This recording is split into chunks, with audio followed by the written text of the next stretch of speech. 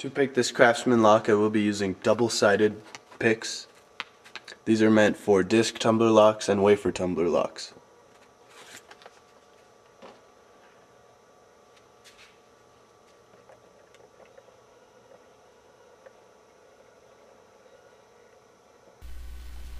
The technique used is very similar to picking a car's ignition with auto jigglers. We will be applying tension while picking up and down and in and out.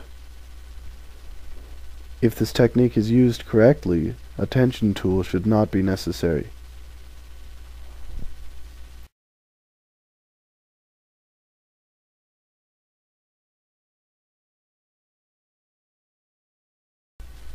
My kit comes with 4 picks, so if the lock will not open, I can try another pick or turn the one I'm using upside down.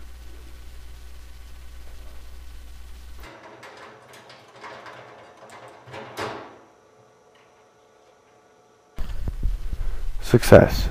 These picks come with a gap in the center so that a tension tool can be used.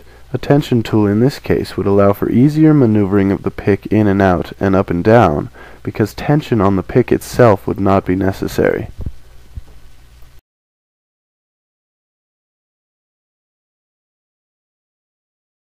Use a small tension tool that will fit inside of the gap created by the prongs on the pick.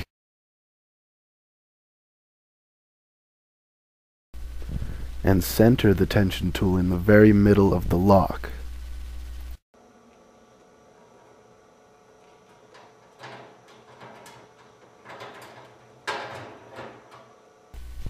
As you can see, with the tension tool, the lock was picked faster and much more easily. Thank you for watching my new videos. Please subscribe and feel free to contact me via my inbox.